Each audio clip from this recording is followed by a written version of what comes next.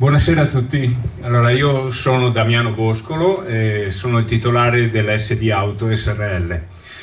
Qui vedete alcuni dei nostri mezzi che sono esposti. Ecco, volevo un po' raccontare la mia esperienza ormai triennale dentro il circuito Venetex. Ecco, innanzitutto posso dire che tutto quello che è stato detto è vero, ecco, no? Perché è giusto confermare. C'è solo un costo associativo annuo e poi tutto il resto fa parte dei movimenti, della disponibilità che danno economica, è tutta gratuita. Ecco. Che dire del Venetex?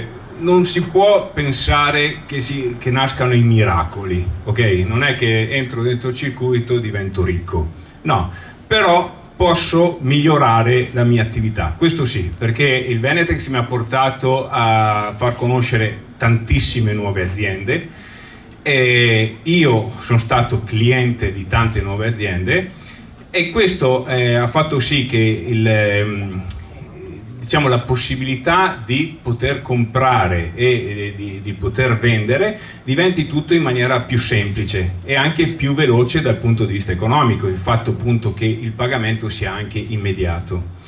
Noi siamo nati nel 95 come società, eravamo piccolini, una piccola rivendita d'auto, abbiamo aggiunto l'officina, la carrozzeria, il centro revisioni, l'autonoleggio, il gommista, e praticamente tutte queste attività uno può venire e pagare in Venetex. Ecco, per cui uno ha bisogno di sostituire i pneumatici, viene lì e li paga in Venetex, per cui diventa, fra virgolette, una spesa più facile da affrontare per il cliente e per noi possiamo dare un servizio in più.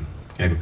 Il fatto che vedo tutta questa gente mi fa molto piacere, spero, diciamo, gran parte di voi vi conosco perché comunque fra l'altro siamo tutti del posto, però spero che sia l'occasione per farvi conoscere ancora meglio la mia attività.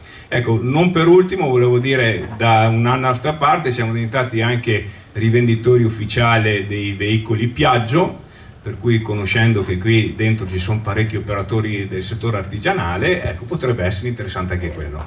Grazie a tutti. Grazie mille. Una seconda